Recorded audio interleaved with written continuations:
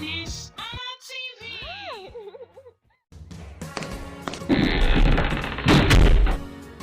Ndewonu onye ka nkene. Nnọọ, ihe anyị ga-amụta bụ ịsa eze.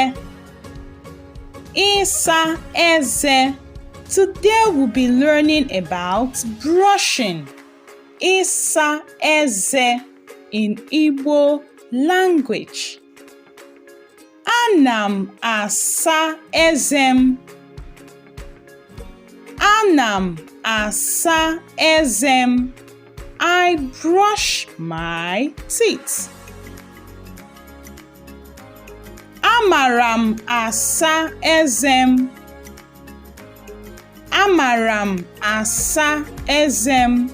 I can brush my teeth. Ana m asa eze m ugboro abụọ n'ụbọchị. Ana m asa eze m ugboro abụọ n'ụbọchị. I brush twice daily. Eji m atụ bekee na ncha eze asa eze m. Eji m atụ bekee na ncha eze asa eze m. I brush with toothpaste and toothbrush. Mgbe ọbụla m sara eze m, ọ na-egbukọ ọcha. Mgbe ọbụla m sara eze m, ọ na-egbukọ ọcha. Each time I brush, my teeth sparkles clean. Ndewo ndị mara ihe, ngwanụ ka anyị mụta ya ọzọ. Ịsa eze, eze, teeth. Ịsa eze, brushing. Ana m asa eze m. Ana m asa eze m. Ana m asa eze m. I brush my teeth. Amara m asa eze m. Amara m asa eze m. Amara m asa eze m. I can brush my teeth.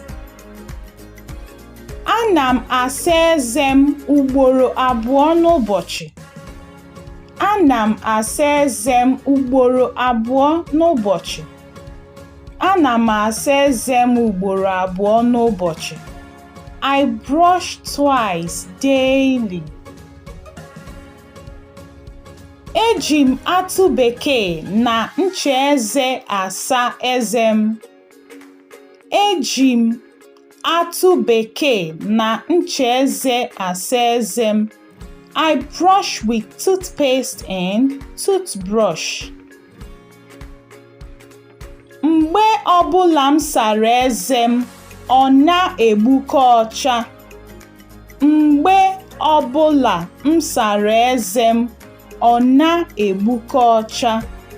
Each time I brush, my teeth sparkles clean.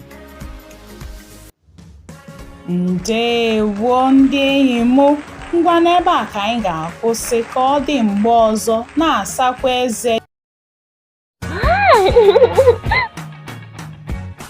Ness-Ana